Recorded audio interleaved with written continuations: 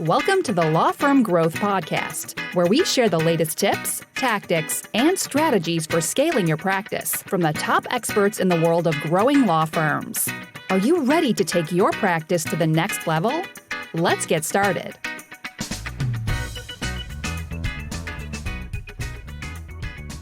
Hey, everybody. Welcome back to the Law Firm Growth Podcast. I'm your host, as always, Jan Roos, and I am here with a guest I am very excited for in Julie Steinbacher. So Julie is the partner at Steinbacher, Goodall, and Yurchak and president of the $1 Million Solution. And the way that we ended up meeting is very interesting.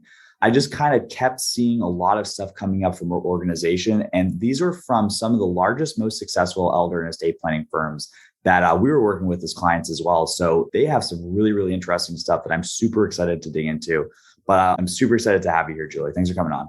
Yeah, I'm excited to be here and spend some time with you. Okay, awesome. So just to kind of get started with kind of the background. So tell us a little bit more about your story. How'd you get involved with estate and elder planning in the first place and, getting to the point where you're managing this awesome organization? Yeah, it's my story honestly starts all the way back in high school. And my grandmother was really sick. And at the time, my dad and his brothers really couldn't make a decision. And I was kind of watching all of that happen. And, based on that, I remember telling my high school guidance counselor, I wanted to be a gerontologist, which is the study of the aging process. And Jan, he took out a newspaper and showed me like the want ads. And he's like, you'll never get a job. You need to do something else. But luckily for me, I went to college and I majored in gerontology. And I came out and I was a social worker at a nursing home. And I really loved that job. But at the time, my dad was an attorney. And, the years ago, law offices were general practice. On one day he could do a criminal case and on the next day he might do an estate plan. And what was happening was that he started having questions being asked of him about Medicare and nursing homes. And I knew the answers. So at some point in time, I started working in his firm. And then at some point in time, he said, old people listen to you. I was very passionate about, always knew I wanted to be an elder law attorney. And then the story kind of takes an odd twist, which is my dad decided once I was an attorney, I needed to be a litigator. And so him and I ended up parting ways because really I wanted to do elder law and estate planning. And I started my law firm 20 years ago, literally in the garage of my house. And now it's grown to 4 locations, about 40 employees across the state of Pennsylvania. And so I consider myself very lucky. But really the way I got into it is it's something I'm really passionate about, helping older people plan for the second half of life, what happens if they get sick. And so it's something that is really congruent with me. But, it wasn't an easy path because, in law school, they don't teach you how to run a business. They just teach you how to be an attorney. And so I very quickly decided I needed to learn lots of stuff. And I learned that and was really blessed by being able to build my business in the way that I have. Okay, that's super awesome. And I want to say this, it's always interesting to see, and I'm not surprised to see the success that came from that initial passion. I didn't even know the word gerontologist was a thing. I knew of gerontology, like the medical discipline, but it's an interesting thing. And the passion clearly comes through, and being able to leverage that at different parts of the steps. I mean, it must have been fantastic for motivation through pretty much the entire time you're doing that, right? Yeah, absolutely. And I think, for me, I was just so, even 20 years ago, if somebody was an elder law attorney, Jan, they were just crisis oriented. Somebody goes to a nursing home and how do we protect their house? That's really what elder law was. And I really saw it as much broader. Like I just really thought people should be pre-planning. I really thought, and back then 20 years ago, people weren't really ready to pre-plan, but I thought they should be. And so I kept talking about it. And what that did is it allowed me to be ahead of the curve in what we should be offering and how we should be talking to our clients. Now, today, the clients that are in front of us as elder law and estate planning attorneys, they often are much more motivated because they had somebody in their life that ended up in a nursing home, or they had a horrible interaction with siblings or their parents. And they have a desire today to be more organized and to really understand that the second half of life can be a long time. And we have to not just think about what happens if we die, but we also have to think about what happens if we get sick and how do we protect ourselves and our spouse and our loved ones, and what actions can we take to make that journey, whatever it is, a better journey and not so crisis oriented. And so today it's a lot easier. But, I think for me, that passion just allowed me to not be stopped by what people thought we should be doing as attorneys then, and really moving forward. And of course, that helped everything that I did, from the marketing, because my marketing was a little bit different than other people's, and allowed me to, go into niches. Like right now, we do a lot with dementia planning. And I think that's the next hurdle, to be honest with you. Right now, we need to really be talking about what happens if somebody gets dementia. What can we do today to make that journey better for that family? And obviously, some of that's about legal documents, but some of it's also about, connecting them with the aging network and understanding, what's up to come in the future. And really an understanding that we as attorneys, I believe strongly that attorneys are very powerful, because we as small business owners or medium-sized business owners, we can respond to a crisis and offer a solution that, to be honest with you, many people think the healthcare industry should be doing a lot of what we do. But the healthcare industry, it's too big. It's part of a political things, the government. We can't revamp Medicare to help these people. And fundamentally, right now in this country, our healthcare system, what you get out of it, out of Medicare, it's based on your diagnosis. So, and that's because Medicare was designed in the 1950s. And then all we needed was acute care. You got sick and you either died or you got better, right? And we didn't have this long-term care. So today in this country, somebody gets Alzheimer's, they're not going to get a lot of benefit from Medicare. If they have a heart attack and they need surgery, they're going to. And if we really understand that, that's what brings my passion to let my clients know, because they don't know this. They don't know that it's an arbitrary system at best. But we as elder law attorneys can be very powerful, and estate planning attorneys, in letting people know that. So yeah, I want to follow up on that as well, too, because it's kind of interesting, because if you think about today versus when you started the practice 20 years ago, like you mentioned, the awareness of the stuff being a lot higher than it was. And the reality is it's a collective effort of people exactly like you and running the firm that have kind of gotten society here as a whole. And I think it's really kind of a beautiful thing, because we don't have to wait around for, the right politician to go ahead and change the whole world. Not that ever happens. But at the same time, it's like, people think about it and look, it's really kind of a beautiful system, I think, because you have the situation where, okay, you're able to connect to people that you can help. They're able to get a good outcome. You're able to get a good outcome. In the process of, if you think about it, if you have, let's say you're closing 50% of people at the seminar, there's 50% of people that know something that they never knew about the medical system that they can take for the rest of their lives. And they can take the next holiday party they can go to, and they can take to when something happens with their parents. And then you multiply that through firms doing this in places all over the country. And that's really how you get to change the narrative over things too. Like, I think it's such important work, but also it's super effective from a marketing perspective, right? Like, you guys have had a fantastic niche with anything that you guys have gone into, right? Can you talk a little bit more about how, today or even the early days, like how specialization's been able to help you and the firms you work with? Yeah, absolutely. And I can remember, being part of masterminds and running mastermind groups in, 20 years ago, and everybody's like, oh, you can't just be an elder law attorney. I have to keep my general practice. And to be honest with you, when I started my firm, I did some divorce work because I thought, oh my goodness, I needed that. And I didn't. And quite honestly, that stuff took away my time and my energy and my focus to really achieve the success I wanted. And once I figured that out, I let go of that. And, 20 years ago, a lot of people that I coached or worked with, they really needed to let go of things and really hone in on that niche. And now it's interesting to me because elder law itself is such a broad field, so elder law itself, somebody can be an elder law attorney, and that might be something very different. An elder law attorney could be just that crisis Medicaid attorney, which is really helpful and powerful. But at my firm, we have 4 different departments in elder law and estate planning. We have estate administration. So when people die, how do we help administer that estate or trust? We have a crisis team. So unfortunately for those people, what we hope would never happen happened to them, a stroke or some crisis that we're responding to. And some of those people may have planned ahead and some of those may not. We have a pre-planning team. We also have a wealth protection planning team that deals with higher end income tax issues around all of this. And so I could go on, but, that whole idea that we need a niche, the niches keep niching. We also at our office, we do dementia care planning.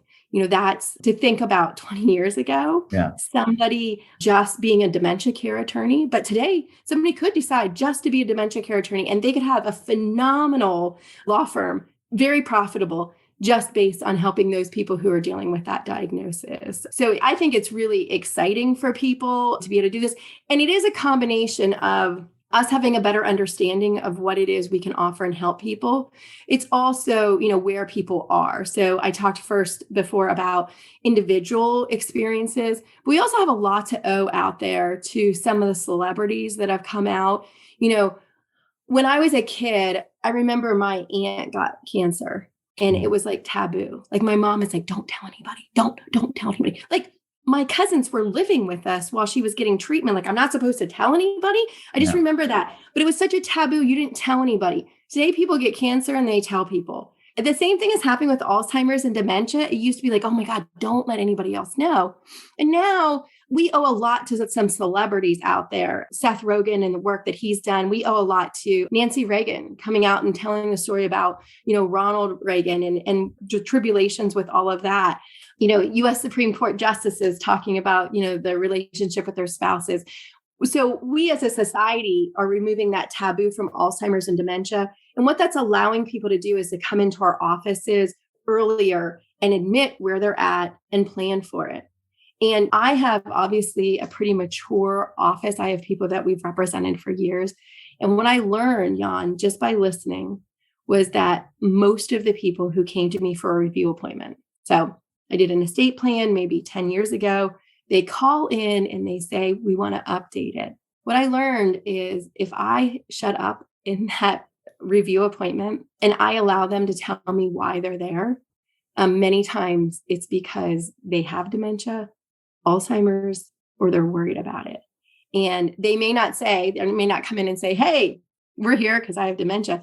But maybe the man will say to me, I have some memory problems. And if I'm a smart enough attorney, I can sit and listen to that and slowly say, and start probing into that slowly. And so what I learned is that whether people do Alzheimer's or dementia planning as a subset of elder law and estate planning, they're serving those people anyways. And so that I just take that on and say, okay, well, this is great marketing. This is a great avatar to really kind of go after and let people know I can help them. And so I love the way that as we niche down and we deal with changes in society and changes with the people that we're representing, that always translates into great marketing. If we just take that and say, okay, this is the message these people want to hear, and we're bold enough to change what we do, it ends up, really allowing us to help more people and make more money, which is a phenomenal combination. Yeah. I mean, it's also really interesting too, because you're making me think beyond the marketing stuff too, because if you think about the person who's running the more, God forbid the general practice, but even like a more general estate planning practice, it's like, you don't get to see that level of depth. But if you get to the point where, you have that lightning rod, and you're going to start attracting people that have a very, very specific problem. Not only is there the spillover effect of that, but in the course of speaking to more of those people more frequently, it's like you're actually pushing the field forward as time goes forward. Because it's like, the amount of people specific to those Alzheimer's and dementia related needs that your firm is seeing, like you guys are probably developing stuff all the time that hasn't been seen before ever, right? Like, how do you guys think about, building up the skills to serve these people at a higher level over time? Yeah, absolutely. So, we obviously, through the $1 Million Solution, we offer programming. I went and taped a 6-hour course, just really kind of talking about these are the basic things that people need to understand to help people who have dementia. And we have seminars, we have credentialing, people come to events. And really the idea of it is for some people, they're just going to use that and use it as marketing. And that's helpful. Even if they just do a plain old estate and long-term care plan, that's really helpful to the people that were able to respond to that marketing message because they have a power of attorney. They're more prepared. Now, at our firm, of course, and through the $1 Million Solution, we're always giving people, what's the next step of that? And, we've defined, 6 different levels of it. But, at my office, we're farther down the continuum. We do elder care coordination where, somebody signs on as our client. And rather than responding to crises, we know there's information they need to have and we send it out to them and we have somebody who calls them. Now, we don't care manage for them. We don't, organize their whole life. we're just there to be a guide on the journey for them. And we've done some really neat, worked on it for about 2 years now, just some really neat graphic stuff to let people understand about the journey. It's kind of like the chutes and ladders game when we were a kid, that we have this dementia diagnosis and then we shoot down into the hospital, and then, what's the next step? And, just seeing how that helps families is really, really powerful for people. And again, the idea of if somebody's listening and they're more of a general practice attorney or generally estate planning attorney, the thing that this gets you is a reduction of clutter in your life. So, if you're doing an estate plan for a basic estate plan for just a couple $1,000, and, in a year, let's say, you do 100 of them, you're going to be meeting a lot of different clients at a lower amount of money. And that takes a lot of systems organization to do that type of volume work. When we move over to something that's more specialized and helps that same client for a longer period of time, and dementia planning is just one example of it. We could talk about special needs planning. There's all kinds of, parts that we could talk about this. And in fact, every area of law, whether you're a divorce attorney, there's more that you could be packaging together and doing for your clients. And what that does is, instead of me making a couple $1,000s from one client, I'm making 10 and 20,000. And what that allows me to do is see less clients, have less clutter on my calendar, and increase my profits, not by charging people more, but by the systemization of not having to have, you understand, Jan, you do a seminar, and like you were saying, 50% of people say yes. And I have to meet with them in a first appointment, and I have to get a certain amount of them to say yes to me. And that's a whole bunch of really a lot of clutter that takes up. And a lot of people don't realize the amount of money that takes up from people. So they don't realize, which obviously I do that. It's very effective, very effective marketing. We want to do that. But if I'm getting 5 appointments out of it that are each spending, $10,000 versus another person getting 5 appointments and they're each spending 2, we're in a different situation. And that translates also into the caliber of our staff that we can hire and how well we can do our jobs and serve people. So to me, it's all interrelated. And I think really important for people to pick through, no matter what type of law you practice, if you're a generalist, if you can just move one step closer to some sort of a niche or specialty, that is going to increase your profitability for lots of reasons. Yeah, it seems like it's really a flywheel. And just to kind of tease out, I'm not going to name any names here, but I know some people that are in the program that are doing extremely well. And the reason I know that they're doing extremely well is because they're constantly going on vacation with each other. We're speaking with the office manager. We can't get the principal partner on for a month at a time because they're in Cabo or whatever it happens to be. And that's where things can eventually get. Not to say that that's the path for everyone.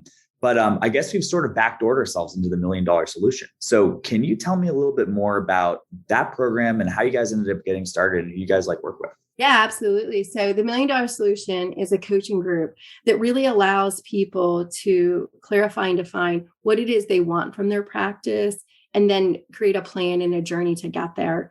So it's a lot more individualized planning for people. It's not a cookie cutter that everybody needs to do this, or, just look at all of these, KPIs and all this stuff. It's a combination of really allowing people to define what it is they want and allowing them to understand there are metrics that we need to use, but there's also our own instincts that we don't want to, get rid of. And some of the most successful people, they're very charitable, generous, but they also make decisions based on their gut and are willing to take those risks. So the $1 Million Solution is something that, to be honest with you, Bill Hammond started in about 2002.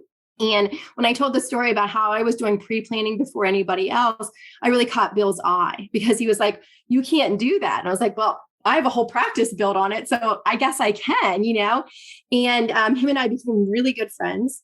And when in about 2006, I ended up taking the business over from him. And he was still a great consultant and a great influence for many, many years. And at the $1 Million Solution, what we do is we provide really higher end coaching for people who want to be able to are ready to have the life and practices that they always desired. And I would say deserve. So a lot of times when I start working with people, I think they deserve so much more for their life. But, so part of it, when Bill Hammond started the $1 Million Solution, it was really about marketing. And marketing is still a basic tenet. We got to have marketing that works, and I do the marketing in my law firm. During COVID, I test all kinds of things. We don't send anything out to people that doesn't work. We've tested it. It works. But when we have really good marketing, then we have these other problems, John, like we have, how do we get the staff? How do we stop working, 60 hours a week? How do we stop this burnout? How do we make sure there's quality products? And so the $1 Million Solution also, helps people with talent management. We also help people with productivity, so I have a trademarked work called Chunk It that I'm very proud of that takes time management to a whole new level of chunk your time, your energy, and your presence. So how do you get stuff done? How do you be a productive leader? And we work with people, in that way. So, this year we're going to be doing some programming about dementia-focused practice, but also really about peak performance. How do you personally be productive and make your staff more productive? And so the $1 Million Solution for me is I love working with people. And what we do is, I do a lot of clarity coaching where I do coaching, it used to be a lot of days and now it's a lot more virtual, but it works just as well, where I really, push people to define what it is that they want. Because, John, I've worked with a lot of people over the years. They're running after something they don't want. I love when people are like, oh, build $1 million firm and, do 4 seminars, a week, at night. And I say to people, and they're like, it's not working. And I say to them, do you want to do these seminars at night? No, I have 3 kids. Then why are you doing it? There's no reason to build a business that doesn't fit your life. And I have 3 kids and raising them has been a privilege of my life. My son is actually a senior. Look, I'm getting upset about it. He's a senior in high school. And what I can say to you is that I own my law practice. I own the $1 Million Solution. I'm really a serial entrepreneur that really focuses on how to make businesses profitable. But I was there for my kids. And, so now I have to tell you, Jan, sometimes I flew home from California on a red eye and stood at a basketball tournament, exhausted. But the thing that I think is missing from a lot of coaching out there is this real question and pushing people to say, what is it that you want? What's your vision? What fits your life? Sometimes I talk to people that are like, oh, they want a, $10 million firm. Do you? Or do you want to net $1 million? Because you can have a $3 million firm and I can show you how to net $1 million. Like, so what is it that you want? And I think the reason that it's so valuable to have coaching and a lot of what we do is masterminding, where, to be honest with you, Jan, the brilliance in the room isn't just mine. It's the other people that raise people. But, from my perspective, I think sometimes people think it's not possible. They think they must do it this way. I have a firm that has grown and grown and grown. I never do seminars at night. I do them at 10 and 3. It works. And the thing is that I wouldn't just say that works. I will tell you that for a year, I did seminars at different times. And I am a numbers woman. We kept track of what was the conversion. More people would come at night, but less would convert. And I was the same presenter. So, and I'm not saying you shouldn't do them at night. For some people that works. But my point is that my real passion in the $1 Million Solution is letting people know that what it is they want out of life, if they can spend the time to clarify it and define it, they can build. And at the $1 Million Solution, our goal is to help people build what it is that they want. And we have resources and partners that we hook people up with to really make that happen for them. Okay, that's awesome. And there's something I want to dig into a little bit too, because we've kind of seen the other side of this. And it's really, really weird. And it's something that we've noticed over the last years as we've gotten more tools for people to have. If the mindset isn't in alignment, people will figure out a way to screw things up. You could have the exact same sales script, the exact same seminar presentation that Julie has. But at the end of the day, if you don't want that to work, you'll figure out a way to mess up calling the direct mail house to send out your postcards. And you'll think, oh, wow, isn't it funny? These things all keep happening to me. But at the end of the day, too, it's just like, I think people really find a way to not succeed with what their alignment, which kind of makes this whole perspective, which I think is really, there's way too much of this in business culture. I think I hate hustle porn. I hate the, deferred life plan kind of situation too, because, ultimately it's saying that you're doing something out of alignment. And, what I think is brilliant about the whole masterminding stuff as well in general is it's like, if you can see somebody next to you who's doing it, and it's so funny that like people, again, normally type A people, hard charging people, they're not going to say, well, yeah, I need somebody to tell me I have permission to get what I want. But sometimes you do. And sometimes the permission isn't somebody saying it. Sometimes the permission is seeing it's real for yourself. So, I think it's such an important thing. So I want to actually follow up on something too, because, this is something that I find fascinating about your program. And it's like, I feel like the lower down you go in the journey, if you're a day one JD and you want to go for starting your own firm as opposed to joining up somewhere else, or, you've had it with a big firm life and you want to start off as a solo, I think there's a lot of options for that. And there's a lot of different ways to get that to work. But one of the things we were talking about in the pre-call, and this is something that I've seen just, I've been going through a lot of literature around operations and scaling in the last little bit. And I hear it from all these different locations. The profit first guys say this, the EOS guys say this, the space between $1 and $5 million in revenue is considered the valley of death. And you guys seem to have navigated it and helped people navigate that super adeptly. So I want to ask you about your philosophy on that. Like, what do you find different about that level versus the 0 to 1 million level? Yeah. So the 0 to 1 million level, that's a time that you can be all things to all people and you can be running around. And of course, you're putting systems in place and it really matters who you are as a leader. And there's so much of it that you can fix and control yourself by who you are. When you get beyond that, I only work 2 days a week in my law practice. But when I'm there, my job totally is to unstick people so that they have some problem that I need to get them over. And to have most of the day, I'm telling people things that they don't want to hear. And I need to get them to move forward in the way that I want them to. So that could be a staff person that, maybe is lost in their way, or, obviously I have a management team, but for some reason we can't get them to do what we need them to do. Maybe they need to go. Also could be a client, a client that's upset. Yesterday I was dealing with a beneficiary who put a bad review because, they didn't get money from their aunt and they thought they should. So you have to de-escalate that. So the biggest thing for me is that people don't understand is that the skill set that gets you to 1 million is not the skill set that gets you to 5 million. And Jan, I worked on this for years. I worked with a coach, and today's actually the anniversary of his death, Rob Berkeley, who was brilliant at this. And just so you know, I provide these types of services to people, but I've benefited from them. I was a part of masterminds. I did coaching with people. That's how I grew to where I'm at today and continue to do that. But I worked on with him for a long time, learning to have conversations with people that they didn't want to have. And if I had to fundamentally say, what is my job right now at my law firm? That's it. I go in and everything that I do is hard. So if you think you're going to have a $5 million law firm and go in and answer email, like just stop I'm right now. Right now. It's not going to happen, right? From my perspective, and obviously, we could really talk more in depth about those things, but that fundamentally is what I do. And it takes a lot of time and energy from me. And it takes me really learning how to be a gracious leader. And so if people are still on the roller coaster of getting pissed off and being negative, I had to do a lot of work around leading with gratitude. I did a lot of work with heart math. I did a lot of work understanding that I'm there to serve people. When I walk into a first appointment, I still do first appointments, but when I walk into there, I'm there to serve that person. It actually doesn't matter to me whether or not they say yes at the price I quote.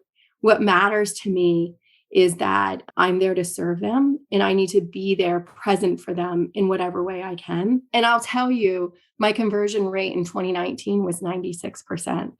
That doesn't happen without phenomenal systems. Before they got there, they had to like me because I had a great digital self, because their interactions at my law firm were fantastic, and because I could be there and with them, present with them and helping them. So it's not just about me in that room, but me in that room is really important too. And a lot of times, I see people who they're not having good conversion rates. and they're tired. They're tired. So again, your question to me was, the 5 million, and I don't have a day I can't be on. So I don't work a lot of hours, but the hours I do are really important, and they really matter. And that's where I think, Jan, when you talk about like, people going on vacations and stuff, to be honest with you, I have to rejuvenate myself. I have to take care of myself. I can't let myself not be on my game because it is so important. It's such a big ship, and I need to make sure that I'm helping to steer it. And I'm also looking for those icebergs ahead. And it's different. The other part of it, though, is that it's really exciting. It's clearly highly profitable, but it's also really exciting. I love what I do. And the way that I've carved it out, and this again goes back to the $1 million solution, the way that I've carved it out plays to my strengths. Again, so many times people think I have to do this. I work with people who own law practices and they're not good salespeople. They're like, oh, I have to do the first appointments. No, you don't. Quite honestly, we'd make more money if we could get you out of there. Like, you're a phenomenal attorney, and your quality assurance, and you can copyright well, but no, you can't, get people to say yes to you. So that's a skill we need to work on, but we don't need you doing that. What that person should do has got to be a combination of some things do need to be done. Somebody has to financially watch the firm, but it also needs to be what it is that person's good at. And if there's things they're not good at, they need to work on those skill sets.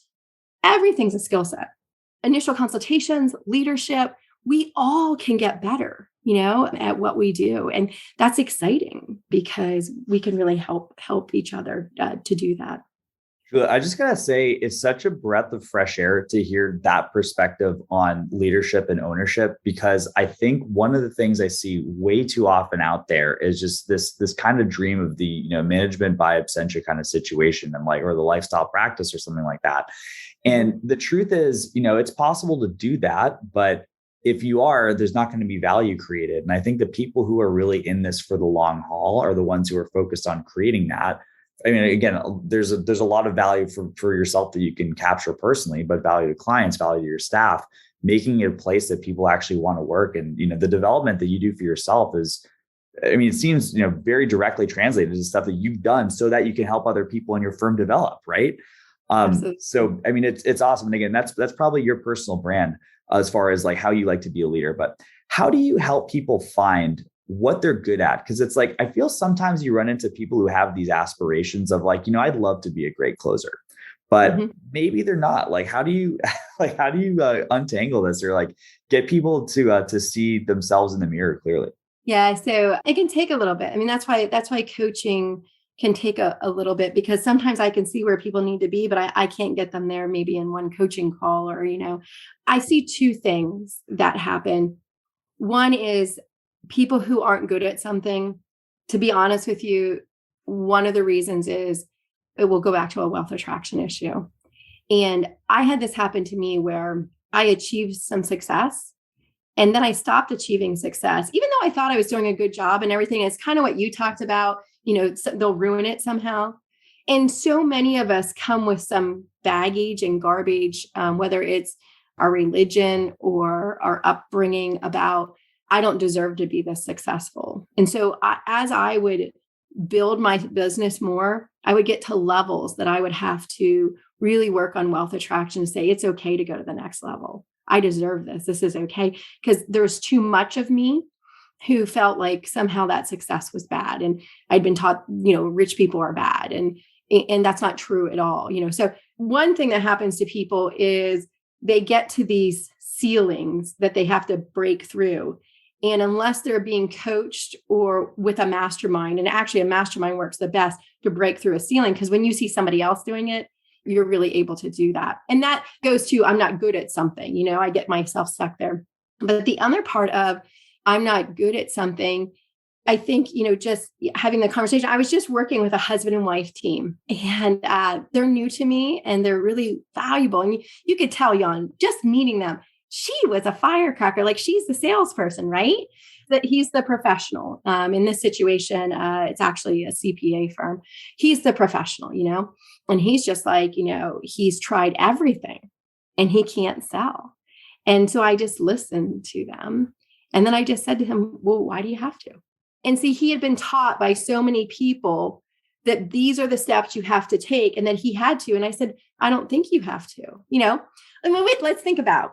So those of you who are listening who have kids and they've ever needed braces, what happens? You go in, they take the picture of your kid. Orthodontist says you need braces, right?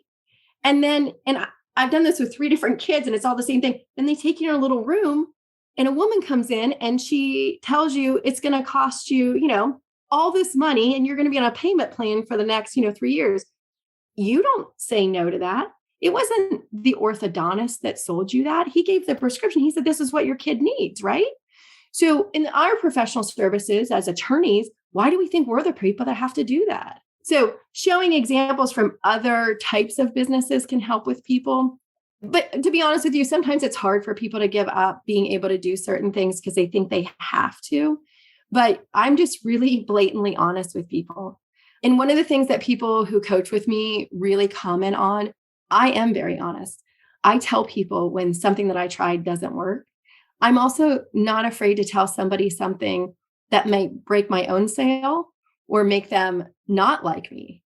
Because at the end of the day, I need to be congruent with my job is to lead them forward, whether they stay with me or not, doesn't matter. And so I think there's also a lot of people out there that are really kind of afraid to tell people things. And I'm not. They can disagree with me and I'll listen to that. And maybe I'm wrong because I don't know that I'm right. But like in that situation, they ended up joining a program that I have because I was willing to look at that man and say, don't do sales. You're not good at it, bud. And you're not going to be good at it. And listen, there's this whole other part of you that is phenomenal. And we should work on that. See, what people really should do is figure what they're good at and become great at that.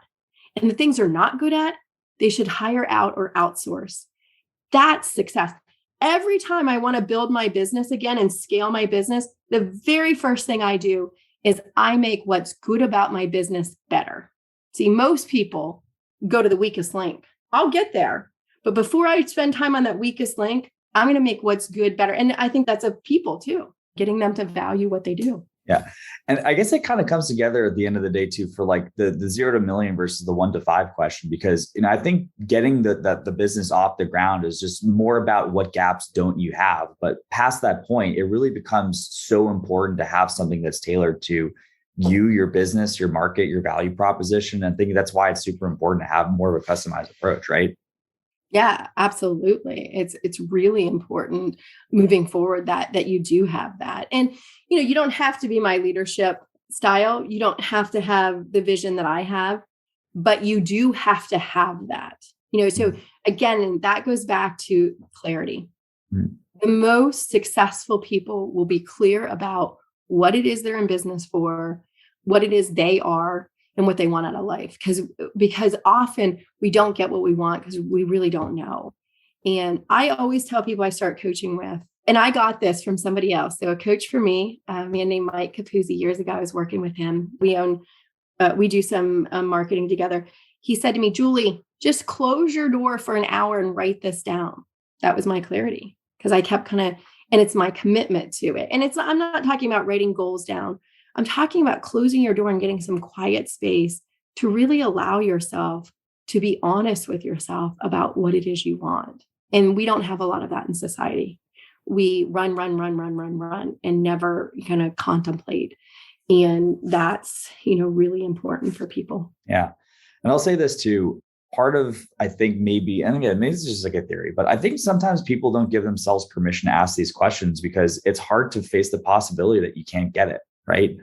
But I think it goes part and parcel with getting to the point where you're scaling a business. When you've gotten those first wins, you've set a goal and you've hit it, that you can actually start to focus on what it is that you really want. And again, if you don't have that work, then you get to a place where you don't.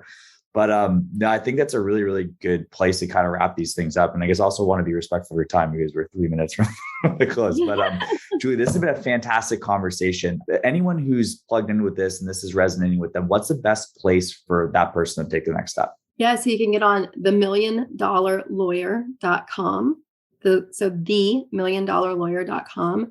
And that's our website. And it provides you with just some great information and ways to contact our team of people if you're interested in the $1 Million Solution. We also, if you're interested in the dementia focused practice that I talked about, if you go on dementiafocusedpractice.com, you'll find information there very specific to that niche. Okay, super. And thank you so much for those generous offers, Julie, and as well as this conversation, which is fantastic. I just want to highlight for anyone who's listening. We're not talking about tactics here. We're not talking about 3 crazy split tests that's going to double your attendance rate. This is very holistic. And for anyone who wants to think about the self-work stuff as optional or woo-woo or whatever, it really isn't.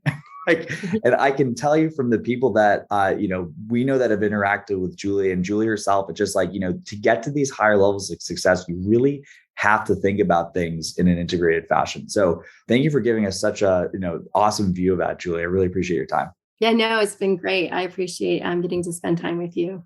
All right, rock on. And then for everyone else, I will see you guys next Tuesday at 8 a.m. Eastern on the Law Firm Growth Podcast. Thank you for listening to the Law Firm Growth Podcast. For show notes, free resources, and more, head on over to casefuel.com/podcast. Looking forward to catching up on the next episode.